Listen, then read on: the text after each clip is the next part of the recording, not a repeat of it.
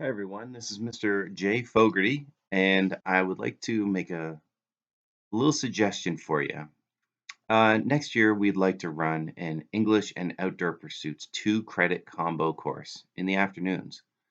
So the question becomes, how would you like to become the first English class that goes outside on a regular basis? Would you like to have some adventures outdoors, learn about safety in the woods or in the water, or in the cold and in the warm and in the bugs? Some of the things we might do: biking, hiking, camping, cooking, swimming, canoeing, climbing, archery, and maybe even surfing. And yeah, you get your 2 credits for this. This is about living life closer to new friends, learning to fit in and be a part, and maybe even lead your peers. Let's go cook over an open fire and debrief the day with games and talk about challenges that we had and how to overcome them. Because you have a whole group around you who have your back. And even better, you know that they trust you to have their backs. This isn't a normal class, it's a group. And we learn about English. It'll be intensive enough English. It'll be just the same as a normal English course in terms of the material that we'll cover, but it'll be inspired by outdoor things that we've been doing. So we'll try and do all kinds of trips, and we will be writing and be reading and debriefing, which is just another way of saying discussing how things go. And this is how we will do group communication and so on.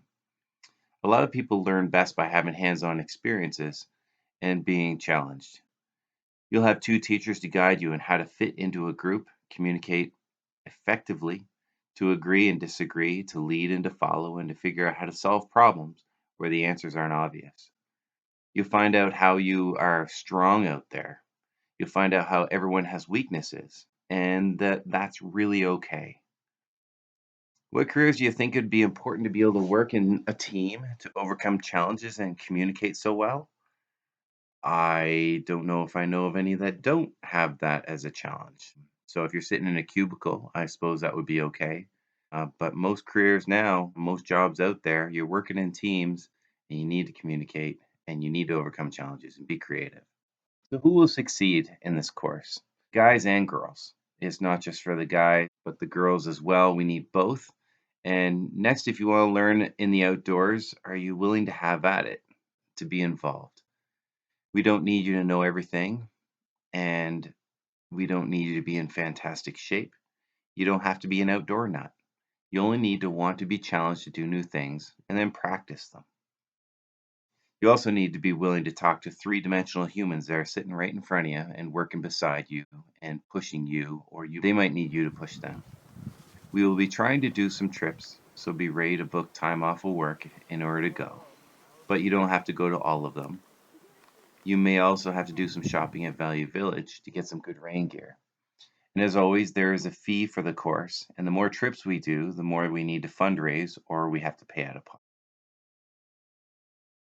In your learning, we will bounce back and forth between experiencing the outdoors and making some inspired English happen, which means you'll be reading and journaling and discussing and more. The difference here is that you may be doing all this on the bus to whatever location we're going to, or in front of the fire, or even in the canoe in the middle of the lake. Let's try to do English a little differently and get out there and be humans in our natural habitat. Thanks for your time, everybody. Consider taking English and outdoor ed as a combo course next year. Don't be afraid, sign up.